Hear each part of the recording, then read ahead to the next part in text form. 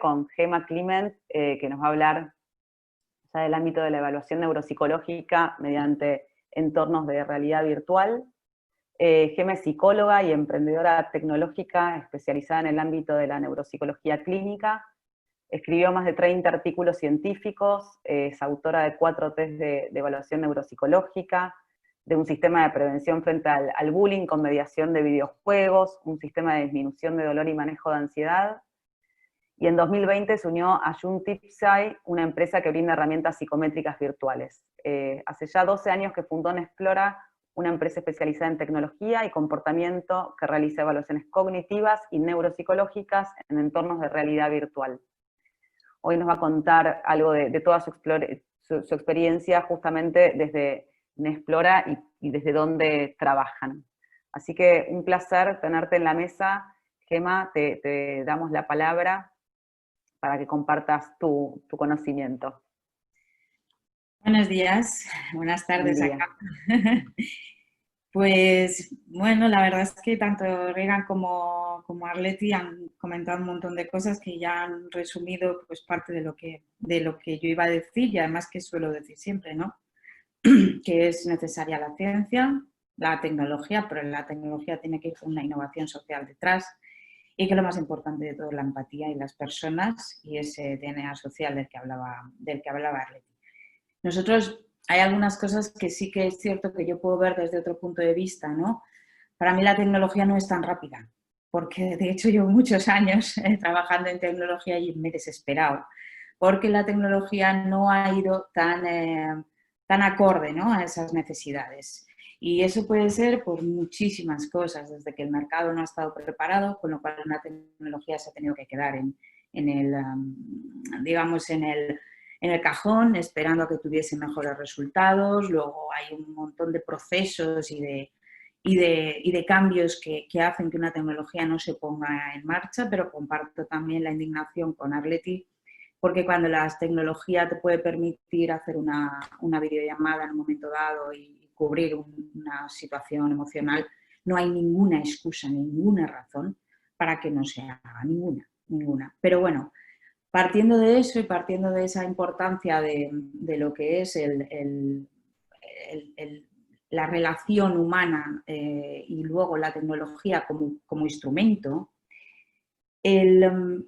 realmente la tecnología muchas veces la vemos, y comparto también con Arleti, como algo que es muy bonito pero que nos va a solucionar un montón de cosas. La tecnología tiene que llevar detrás siempre una ciencia estricta y unas condiciones éticas muy estrictas, ¿no?, como comentaba Regan. Los tratamientos y las evaluaciones tienen que estar basadas en la evidencia, tienen que ser cosas estandarizadas, tienen que haber probado con muchísima gente, como ahora la vacuna. A nadie se le ocurriría probar una vacuna que se ha probado en 40 personas.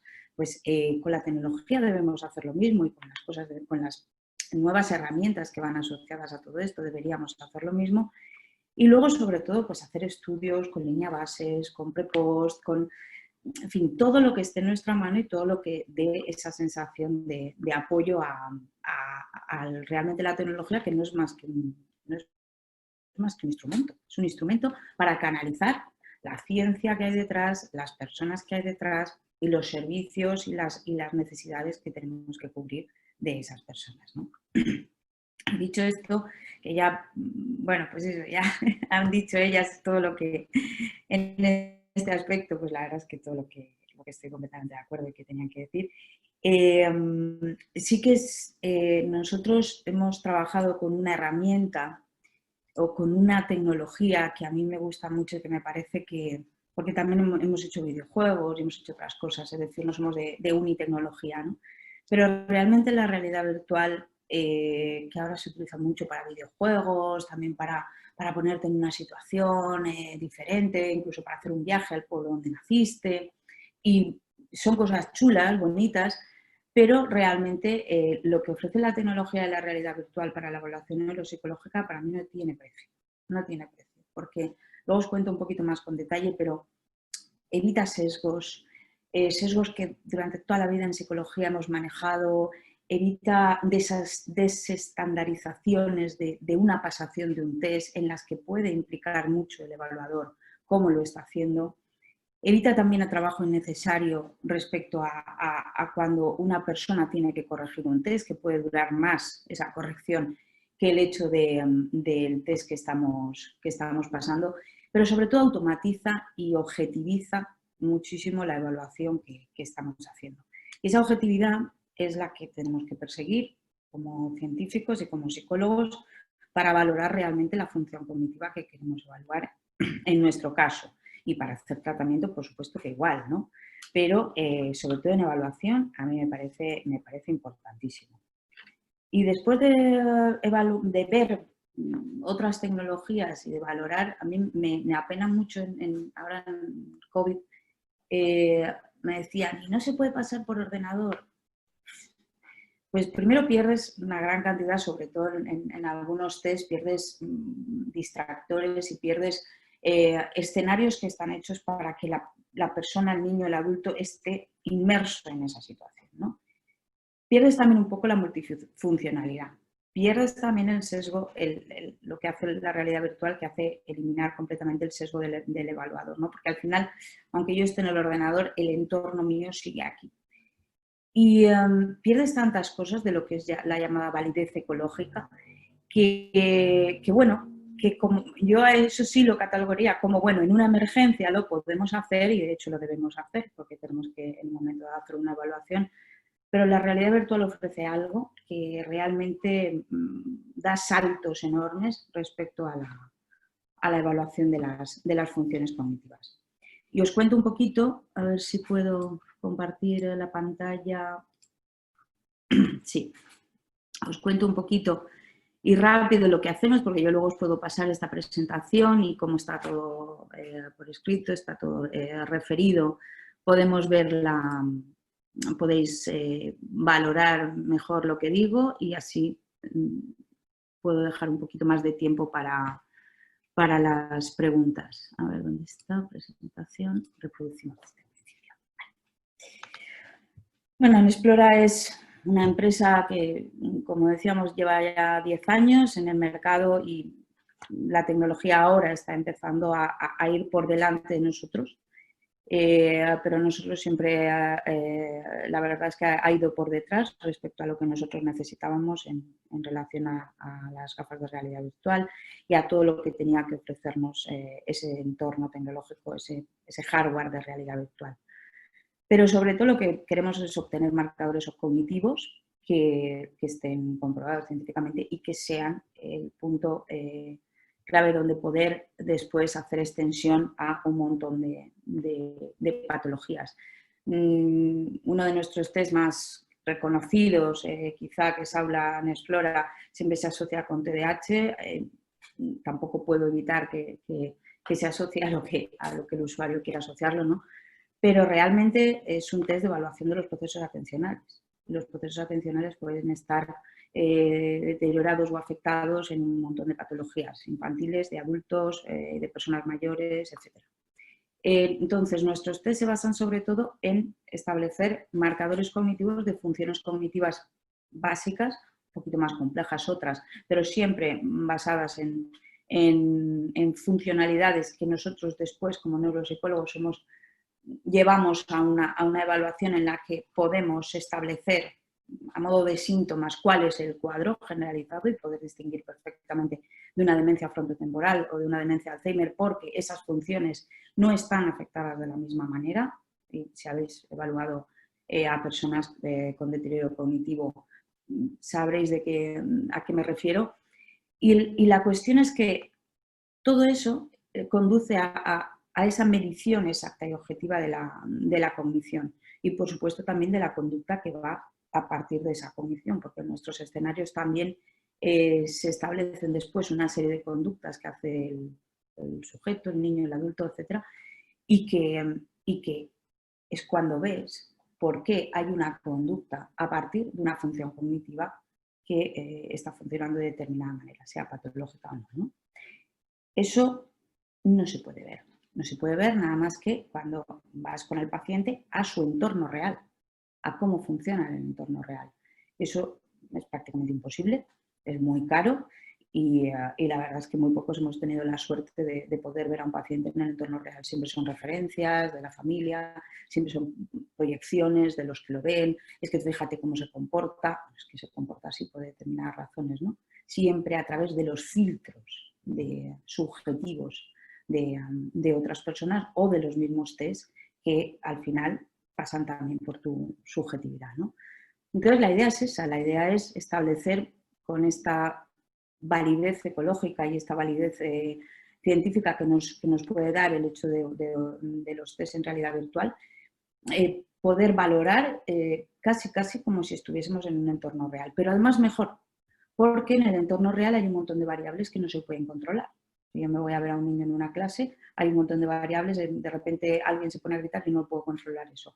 En nuestras clases virtuales o en un entorno virtual tú puedes controlar absolutamente todo. Y si tienes que poner un grito, lo pones, pero lo pones a propósito. Y sabes que ese grito o esa reacción que va a tener va a ser, se corresponde a eso. Y entonces tiene todas las ventajas del laboratorio y todas las ventajas de la vida real. Pero para eso hay que hacerlo medidísimo, de una manera muy procedimental. Bueno, no es prácticamente una ingeniería, es una ingeniería. Y a partir de ahí, pues ya poder valorar qué tipo de, cómo otras, desde de diferentes patologías, la persona responde al mismo test y cómo responde de manera diferente, incluso con estilos cognitivos diferentes, aunque no sean patológicos. Hay muchos precedentes, hay mucha evaluación. Bueno, prácticamente nuestros test ahora mismo en la plataforma Ice Cream Suite todavía no están casi. Nos cuidamos mucho de sacar los test hasta que no tienen todo lo que necesitamos. Y a pesar de tener ya el normativo y tener toda la ciencia que hayamos podido hacer en el proyecto europeo que tuvimos hace 2 años, la verdad es que Ice Cream Suite están ya preparados, pero todavía no los vamos a sacar hasta final de año, principios del que viene. Pero Aula y Aquarium sí, Aula ya lleva además muchos años y es un test muy testado con muchísimas referencias en el mundo y bueno, pues creo que es un test que todavía tiene soporte para unos años más y tiene cada vez más convergencia con otros test y más validez, no solo por nosotros, sino también por otros investigadores. Y básicamente también lo que comentabais antes, lo más importante es la interdisciplinariedad en este tipo de cosas. Yo no me imagino un futuro de ninguna ciencia que pueda prescindir de equipos interdisciplinares.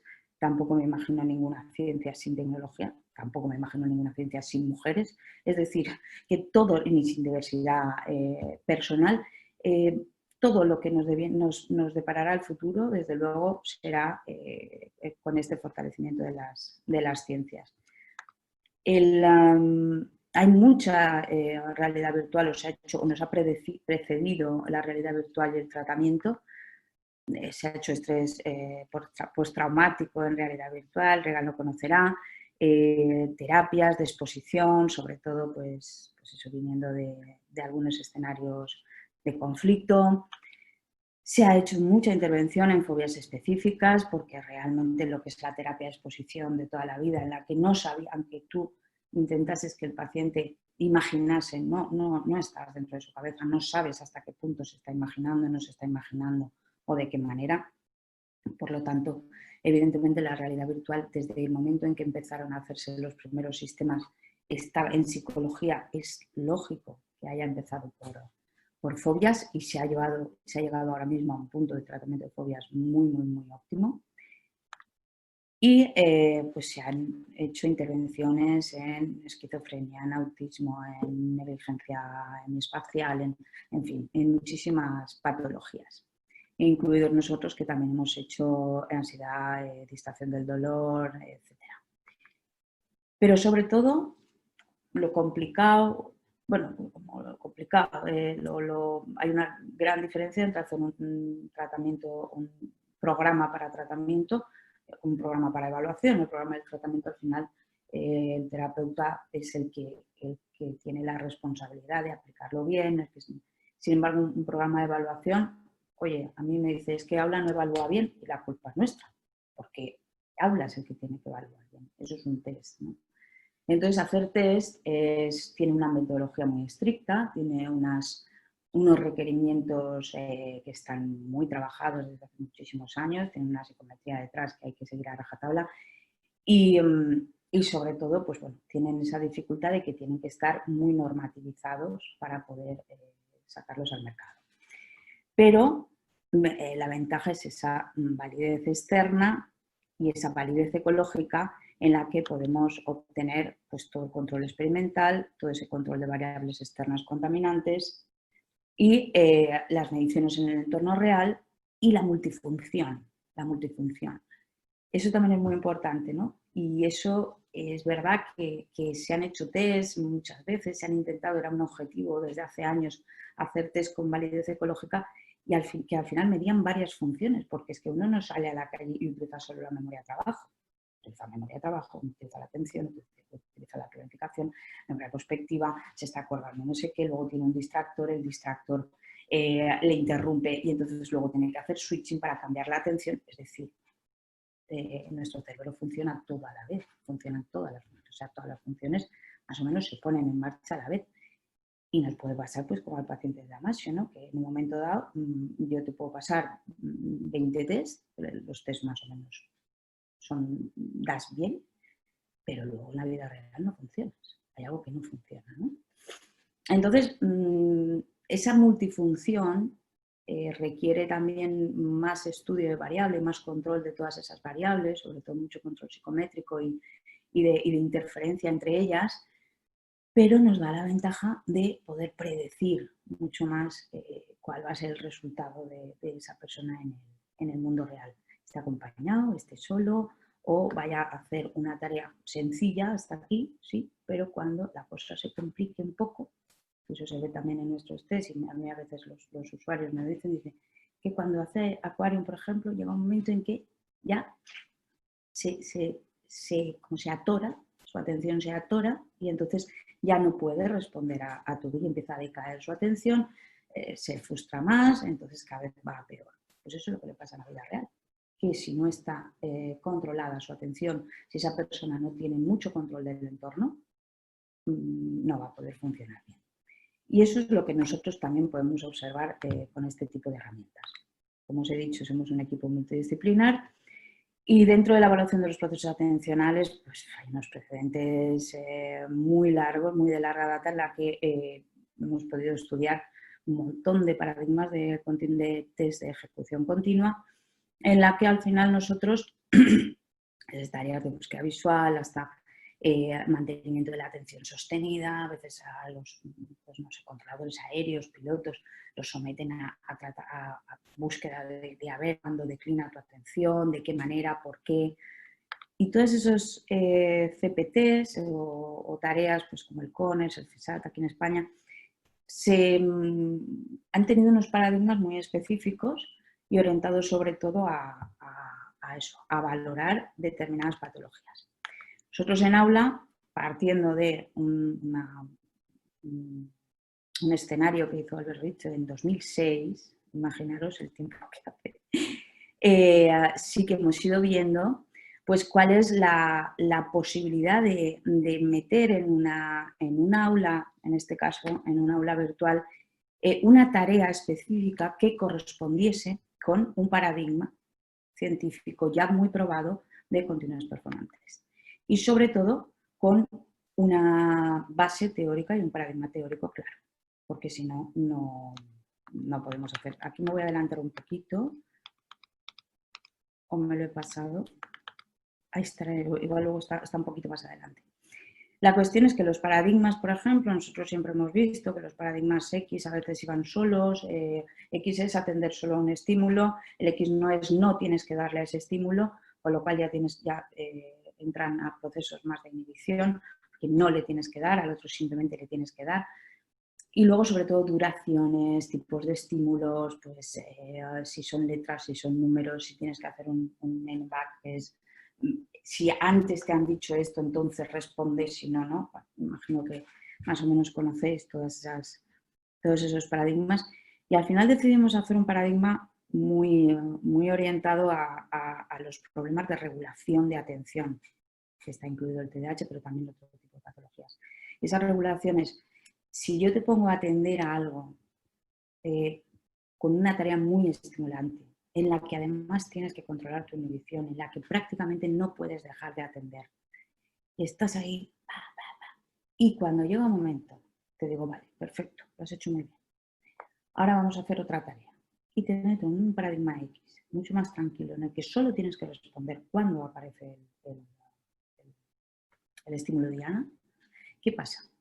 Tienes que regularte, tienes que regular esa atención, tienes que parar y decir, bueno, esto es otra tarea, pero además tienes que cambiar completamente la respuesta hacia esos estímulos. A los niños y niñas con TDAH, por ejemplo, pues les pasa que se funden directamente. Se funden porque ya se han agotado muchísimo antes, porque además tienen problemas de regulación, etc.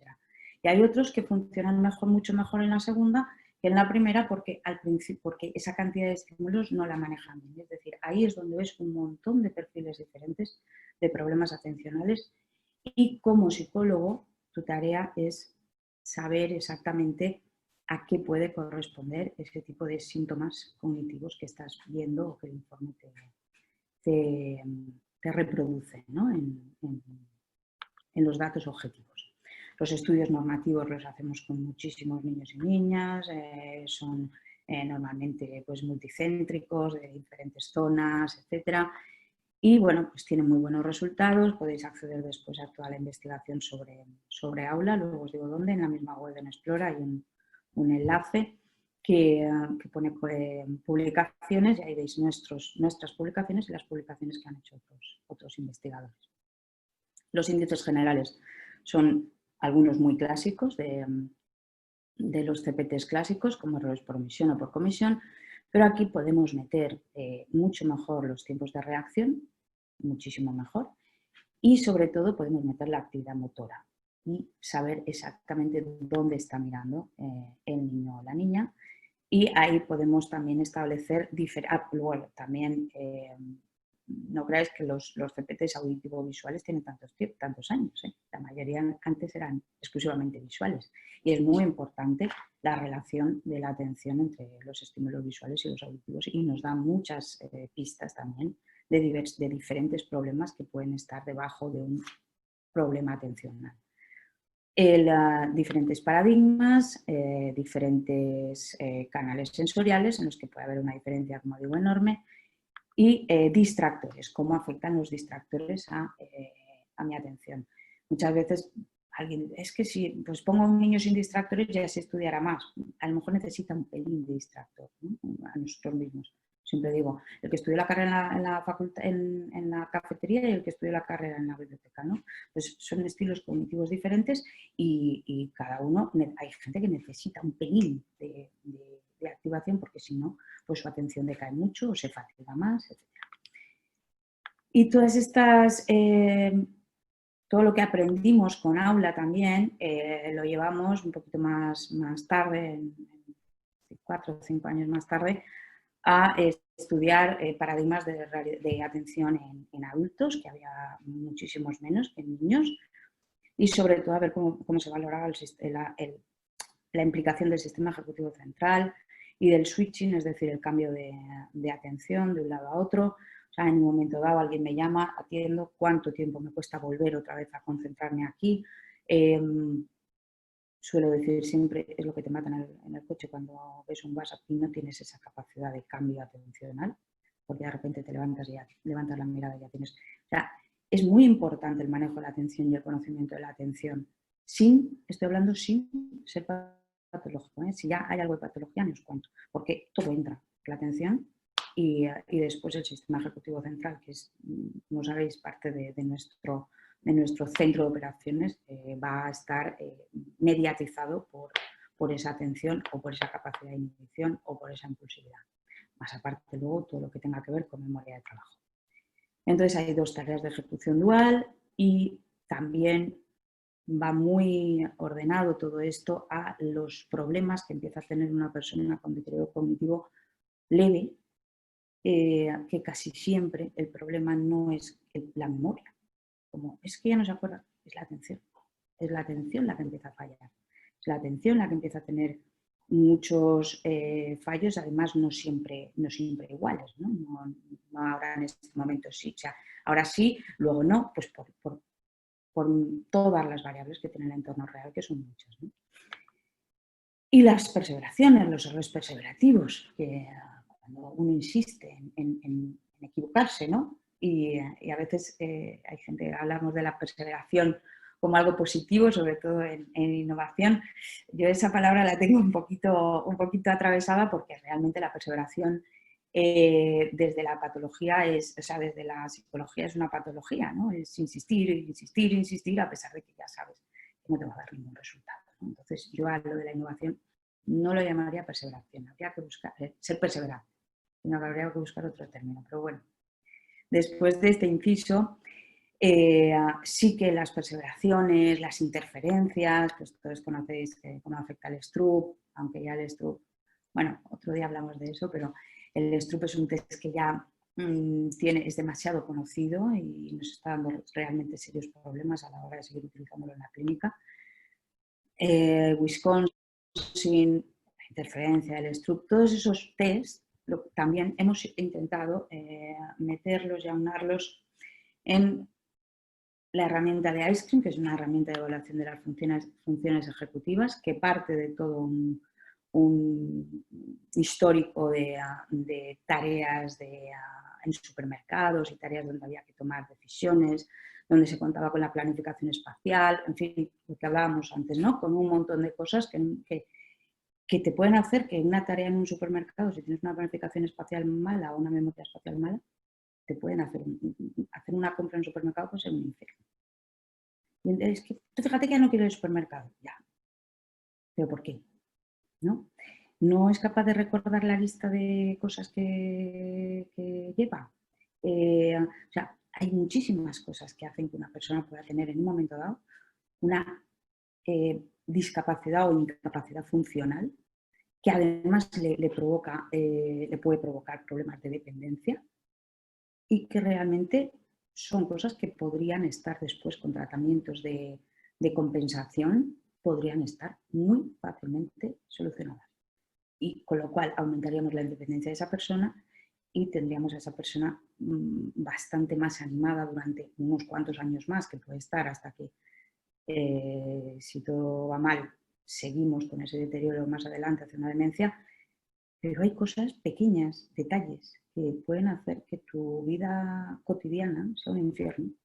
Y son detalles, ¿no? Son pequeñas funciones que están haciendo que todo lo demás funcione mal. Es importante, por ejemplo, saberlo para poder ayudar a las personas. Para hacer un buen tratamiento posterior siempre hay que hacer un buen diagnóstico inicial, siempre.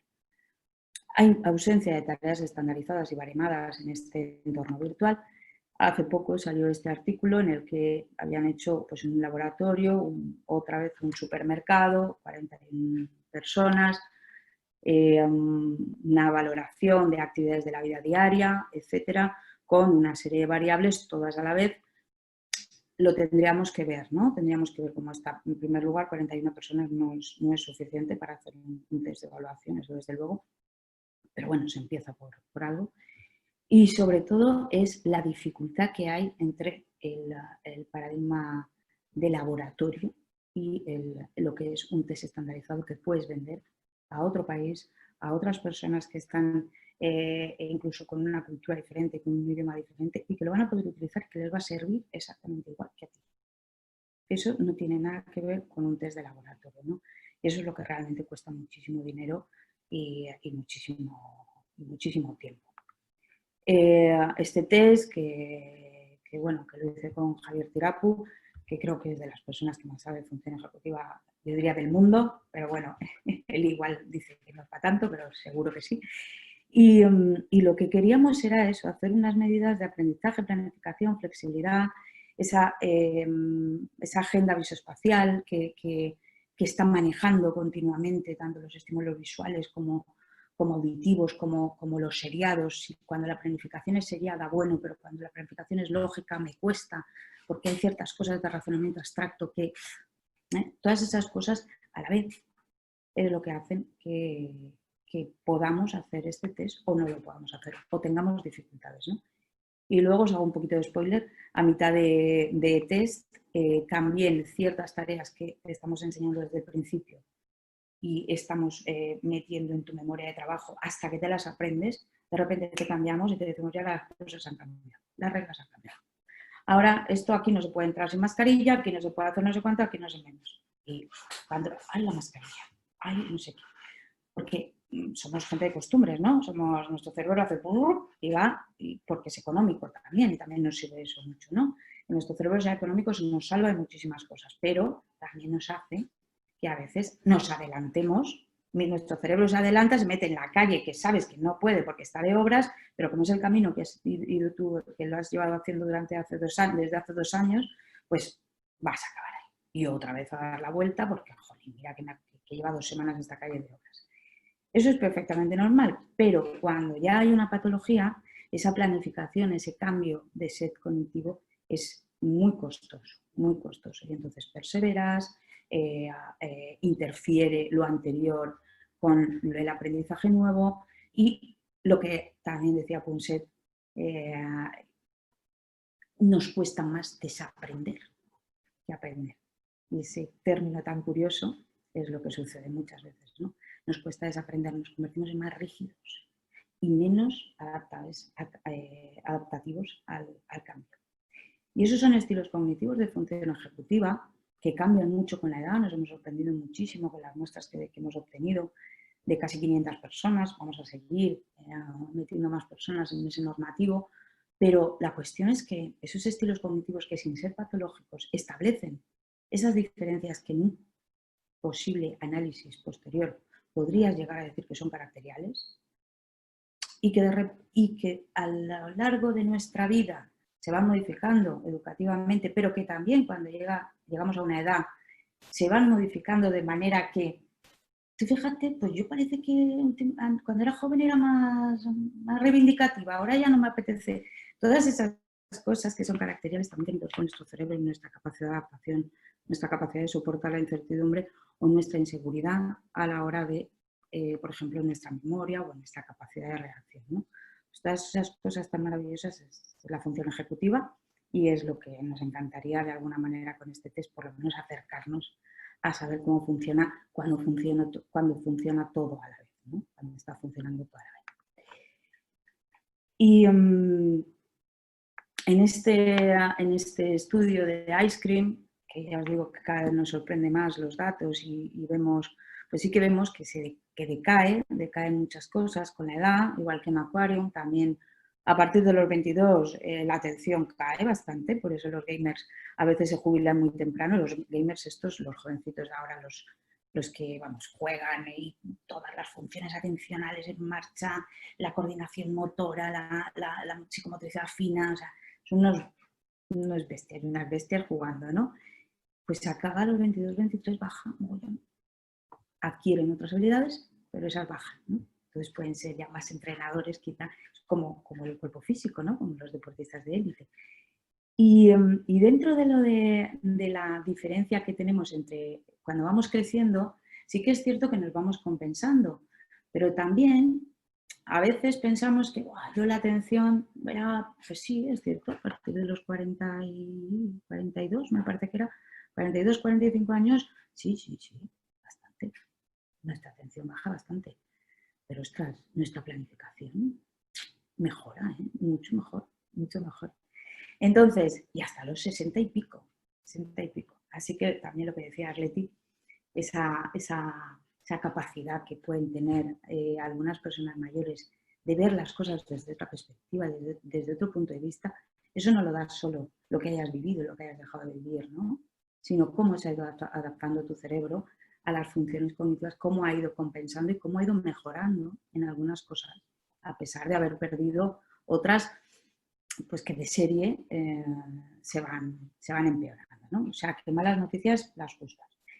Y bueno, diferencias de género también hay muchísimas, pero también se compensan en los diferentes géneros, con lo cual volvemos otra vez a esa identificación del ser humano como alguien muy valioso, con muchísima diversidad cognitiva, pero con esa sensación de que todo es muy válido para todo lo que necesitamos, ¿no? Necesitamos a gente ligeramente impulsiva, que haga cosas, necesitamos a gente más serena, que valore las cosas desde otro punto de vista, necesitamos todos, porque realmente somos todos los que vamos construyendo todas estas cosas tan maravillosas que hacemos a veces. Yo soy bastante optimista a pesar de lo que estamos viviendo. Entonces, Ice Cream, podéis ver el informe, lo podéis ver todo en la página web, qué es lo que va a evaluar, pues desde aprendizaje, memoria de trabajo, etc. Y ya el último, ya este es más específico, ya sí que queríamos hacer una evaluación de la memoria completa, ¿no? Y por supuesto, lo mismo que antes, paradigmas, precedentes, hemos estudiado todo como tiene que ser. Y al final, pues lo que nos encontramos es que podíamos hacer un escenario lo más sin sesgos ninguno, o sea, para que pudiese utilizarse en prácticamente todo el mundo. Habrá excepciones, pero que fuesen muy estándares. Pues elegimos una tienda de muebles y los muebles, como veis, son muy sencillos y muy puros, ¿no? Digamos, como muy de concepto. Esto es una mesa, esto es un sofá, esto es un armario. Va a ser difícil que no lo puedas reconocer. Y todos orientados a hacer una memoria de trabajo tipo TABEC, pero que tú hagas una relación semántica también con a quién corresponden esos muebles y puedas hacer incluso una valoración de si esa persona utiliza más la memoria espacial, la memoria seriada, la memoria semántica, o etcétera. Incluido también un sistema de reconocimiento, desde luego, como todos los test, porque el reconocimiento sabéis que muchas veces es clave para evaluar algunos inicios de demencia, pero sobre todo también para simuladores de problemas de memoria o para gente que no tiene muy claro qué es la memoria lo que está fallando y están fallando otras cosas. Pero bueno, en general lo que queremos es hacer una batería, lo que hemos querido es hacer una batería que pudiese evaluar todas estas funciones y que te diese una idea muy clara de qué es lo que está fallando. Y después ya seguro que se pueden utilizar y que se seguirán utilizando y que hay test excepcionales que miden funciones específicas y que no pueden estar incluidos en nuestros test, ¿no? Por ejemplo, todos los de lenguaje. Pero bueno, es hacer una herramienta de screening. No hemos podido hacerla más corta de 20 minutos por cada escenario, pero que realmente te den una idea muy general de cómo se va a comportar y los problemas que va a tener esa persona en su entorno, sean niños o adultos. Y también que te dé una idea de cómo vas a responder tú, aunque no tengas ninguna patología, o qué cosas son muy positivas, o sea, cuáles son tus puntos fuertes, cuáles tus puntos débiles, para poder o fortalecer o destacar tus puntos fuertes, ¿no? Y conocerse es maravilloso. Tenemos muchos colaboradores a lo largo del mundo. El proyecto europeo que hicimos era muy, digamos, ambicioso. Queríamos que muchísima gente conociese la investigación que estábamos haciendo y que muchísimos investigadores en el mundo pudiesen probar nuestros test de manera no gratuita. Durante el proyecto europeo los test se probaron y estuvieron en unidades de investigación de manera gratuita porque Europa nos dio una ayuda para ello. Y al final, pues todos los estudios que se están haciendo a lo largo de todo el mundo pues nos van a servir para establecer también, incluso si las hay, diferencias culturales. No estamos viendo diferencias culturales. La atención es la atención, la memoria es la memoria. Y como no hemos hecho test culturales ni que tengan ninguna identidad cultural, eso lo hemos evitado siempre desde el principio, la verdad es que diferencias culturales no estamos viendo. Pero bueno, la investigación siempre lo dice todo y la ciencia en un momento dado te dice que esto no es así y hay que cambiar el chip.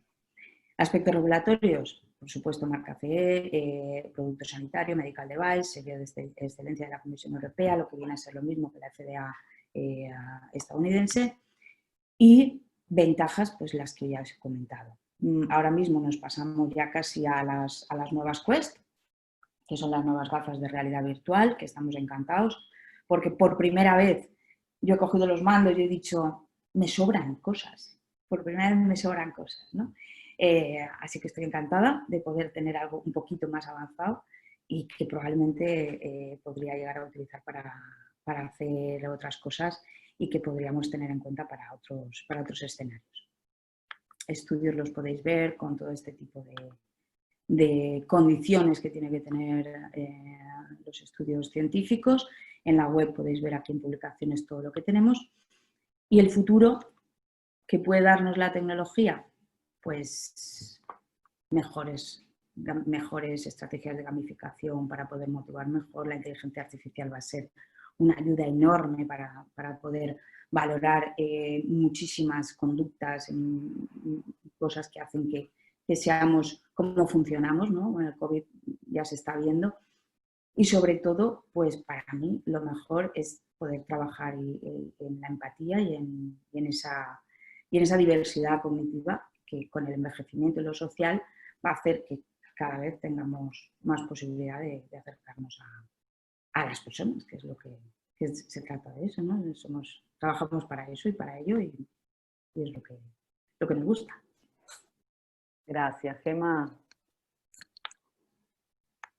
Fantástico. Bueno, interesantísimo todo lo que planteas de todo el acceso que hay a la realidad virtual y esta batería de test totalmente apoyada por la evidencia científica. Algunos seguramente a vos ya te es muy conocido por mucho tiempo, hay mucha gente que desconoce a hoy esto del alcance que puede tener lo que es la realidad virtual y esto que decías de la anulación del sesgo del evaluador y de posibilitar en distintos lugares y con distintas implicancias cognitivas la evaluación para los pacientes. Muy, muy interesante, tienen un montón ahí también en la web para ver de todo lo que contó, de todos los